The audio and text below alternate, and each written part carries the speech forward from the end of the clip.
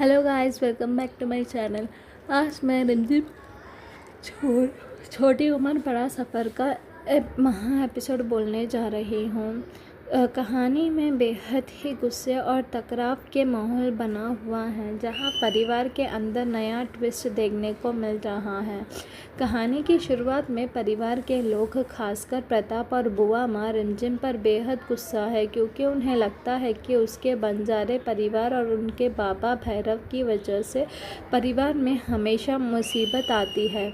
रिमझिम रोती हुई बुआ माँ से माफ़ी मांगते हैं, लेकिन बुआ माँ उसे पूरी तरह से ठुकरा देती है और उसे मनहूस कहते हुए इस महल में तुरंत चले जाने को कहती है। तभी वहाँ समीर राजा साहब आ जाता है और वो बुआ माँ के सामने रिमझिम का पक्ष लेता है। समीर सबको ये याद दिलाता है कि कैसे रिमझिम ने अपनी जान पर खेलकर पहले भी परिवार के लोगों की जान बचाई है और दुश्मनों का पर्दाफाश किया है। समीर साफ कह देती है कि रिमझिम इस महल में ही रहेगी, जिसके बाद परिवार के बाकी लोग जैसे प्रताप और चाचल रानी दबी जुबान में बातें करने लगते हैं कि रिमझिम ने समीर पर कोई जादू तो न कर दिया है। इसके बाद बुआ माँ इस बात से बेहद आहत होती है कि समीर ने उसके फैसले का खिलाफ जाकर एक बंजारन के साथ दिया।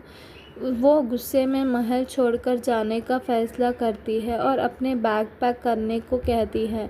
इस दौरान रिमझिम एक स्मार्ट दिमाग लगाती है और परिवार के सामने जानबूझकर ऐसे बातें करती है कि अगर बुआ माँ चली गई तो महल का सारा राजपाट और जिम्मेदारी वो खुद संभालेगी और यहाँ की रानी बन जाएगी।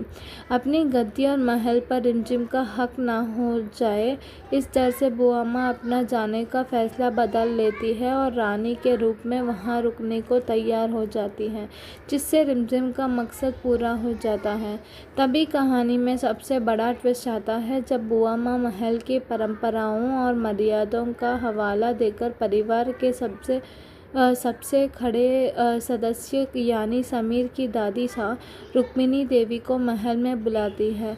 बुआ माँ का कहना है कि अगर रिमझिम सच में इस महल की बहू और रानी बनने के लायक है तो उसे दादी सा की सबसे खड़ी परीक्षा में पास होना होगा, और अगर दादी सा ने उसे अपना लिया तो परिवार भी उसे स्वीकार कर लेगा।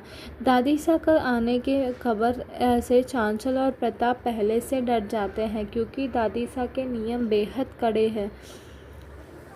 रुक्मिणी देवी जब महल में कदम रखती है तो आते ही उसका सामना रिमझिम से होता है, जो गलती से उनके हाथ से उसकी माँ की आखिरी निशानी यानी एक लोटा गिरा देती है, जिससे उसमें गद्दे पर पड़ जाते हैं। राधिका इस बात पर भड़क जाती है और उसे छोड़ समझकर बाहर निकलने को कहती है। तभी समीर वहां आकर दादी सा के सामने रिमझिम का हाथ थाम लेता है और बताता है कि ये कोई चोर नहीं बल्कि उसकी पत्नी और इस महल की रानी सा है।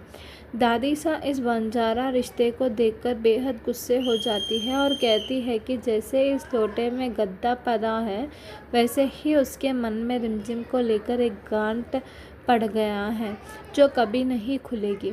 रिमझिम बाद में दादी सा से माफ़ी मांगने और उसके पसंद का खाना बनाने की कोशिश करती है, लेकिन समीर उसे रोकता है क्योंकि वो जानता है कि दादी सा का दिल पिघलाना बेहद मुश्किल है। अंत में दादी सा साफ कर देती है कि वो इस बंजारन को उसकी औकात दिलाकर रहेगी ताकि वो खुद इस महल और समीर की ज़िंदगी से हमेशा के लिए चले जाए। अब अगला एपिसोड में क्या होने वाला है वो देखा जाएगा। तब तक प्लीज़ वेट, वॉच एंड